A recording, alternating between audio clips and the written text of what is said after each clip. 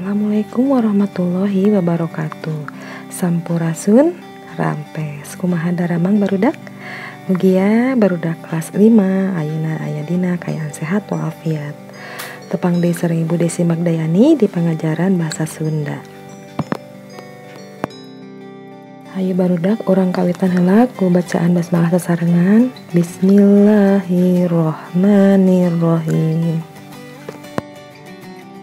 Kompetensi dasar dina tema 7 nyaeta 3.7 memahami teks eksposisi sederhana tentang makanan sehat dan bergizi atau makanan tradisional Sunda.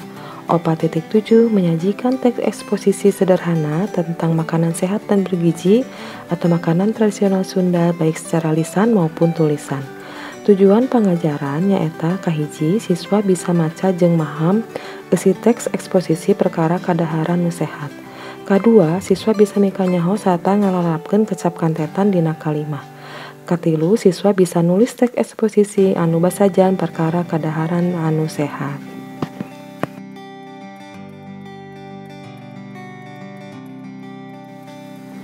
Naon hartina kadaharan nu sehat? Kadaharan nu sehat nyaeta kadaharan nu bersih sarta ngandung gizi, protein, vitamin, bersih tina kokotor atawa kuman jeung bibit penyakit liana. Unggal jalma kedah tuang kadaharan nu sehat sabab kadaharan nu sehat ngajantenkeun boga tanaga pikeun hirup. Kadaharan nu sehat nu ngandung gizi sareng vitamin teh kayaning lauk cai, daging, endog, susu, sayuran, buah-buahan atawa anu disebut oge obat sehat 5 sampurna. Salajengna ayeuna urang diajar karangan eksposisi. Karangan eksposisi nyaeta karangan anu bedar fakta, gagasan, atawa ide sacara eces. Tujuan karangan eksposisi sangkan anu macana bahan pangaweruhna, tur anu tadina teu nyaho jadi nyaho. Jadi karangan eksposisi teh biasana disebut oge karangan pedaran. Jadi anak-anak apabila diartikan karangan eksposisi itu yaitu karangan yang berisi fakta, gagasan, atau ide secara jelas. Tujuan karangan eksposisi itu untuk menambah pengetahuan yang tadinya tidak tahu menjadi tahu. Jadi karangan eksposisi itu disebut juga karangan yang berisi pengetahuan. Aspek-aspek karangan eksposisi. Anu kahiji sistematis, anu kadua ngawincik. Artina ngawincik teh secara rinci anak-anak ya. Yang ketiga ngagunakeun bahasa nu lugas, anu kaopat ngagunakeun istilah-istilah anu tos dikenal. Ayeuna lengkah-lengkah ngarang karangan eksposisi. Nyaeta kahiji nangtukeun topik atawa ide, anu kadua nyusun rangkai karangan, anu katilu neangan sumber atanapi bahan, anu kaopat nyusun rangkai karangan jadi hiji karangan, anu kalima ngajudulan karangan. Dina kumaha contoh karangan eksposisi teh? Tah, barudak ieu aya salah sahiji contoh karangan eksposisi anu judulna oncom. Ke Ibu bade dibacakeun nya. Oncom teh kadaharan nu dalit jeung kahirupan urang Sunda.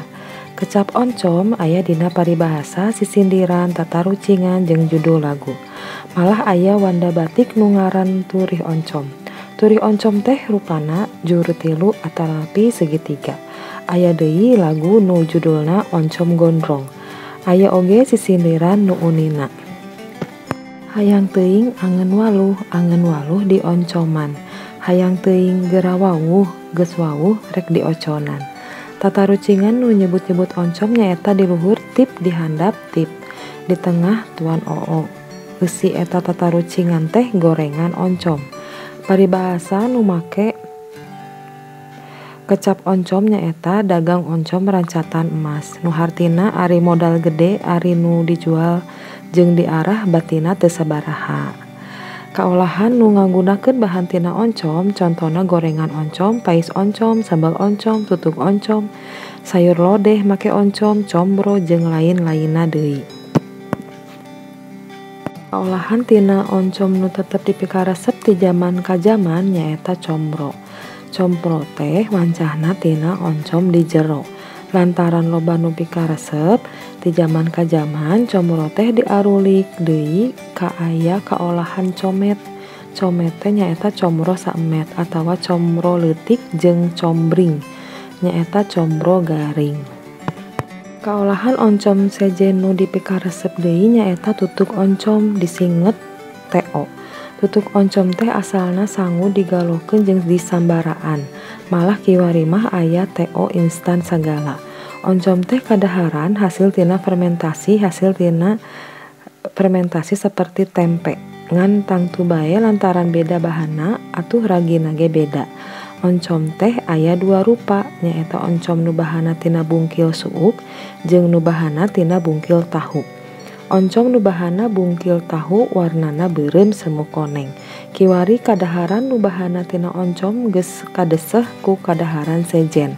Sangkan oncom leuwih dipikawanoh tur dipikaresep sejen, sangkan oncom leuwih dipikawanoh tur dipikaresep ku balarea kudu aya inovasi kadaharan nu bahanna tina oncom tea saperti teo instan, comet, combring jeung sajabana. Tah barudak ayeuna hayu urang nyusun karangan eksposisi. Cik ayeuna jieun ku hideup karangan eksposisi nu nyaritakeun kadaharan sejenna pilih ku hideup salah sahiji kadaharan tradisional Sunda di handap ieu. Contohna seblak. Ieu raos pisan barudaknya makanan atau napi kadaharan Sunda. Aya sangu liwet nya mangge kastrol barudaknya tah ieu contohna. Teras aya batagor. Nah, batagor singkatannya baso tahu goreng. Hangge bumbu kacang. Teras aya cilok nya aci dicolok raos pisan ieu mah barudaknya. Teras aya cireng aci digoreng. Tah, ieu ge sami kadaharan tradisional Sunda. Salajengna aya surabi. Tah, surabinya raos pisan ge teh ngangge oncom barudaknya. Nu terakhir aya bandros nya. Tah, ieu kadaharan tradisional Sunda. Ayeuna barudak urang diajar kecap kantetan. Arti kecap kantetan nyaeta kecap nu diwangun ku dua wangun dasar nu ngandung harti mandiri. Harti kecap kantetan mah beda jeung harti kecap nu ngawangunna. Contona kecap turih oncom. Kecap turih oncom teh diwangun ku dua kecap nyaeta turih oncom. Turih hartina dikeureut atawa diliangan ku parabot nu seukeut pisan. Oncom hartina kadaharan nu bahanna bungkil, suuk atawa bungkil tahu nu dipeuyeum make ragi. Harti turih oncom teh lain oncom meunang ngeureut tapi juru tilu atawa segitiga. Contoh kalimah kantetan. Bahan keur nyieun sayur haseum teh diantarana daun jeung buah tangkil. Tah aya sayur haseum nya, sanes sayur haseum, sayur asem eta teh mangrupa jenis sayur. Nah nu kadua nyaeta galih mah kacida hormat ka indung bapakna. Tah kecap kantetan teh aya dina kecap indung bapak. Tah eta teh contoh kalimah kantetan nya barudaknya. Alhamdulillahirabbil alamin. Sakitu wae barudak pangajaran ti Ibu dinten ayeuna, mugi aya manfaatna. Hatur nuhun kana paratosanana. Wassalamualaikum warahmatullahi wabarakatuh.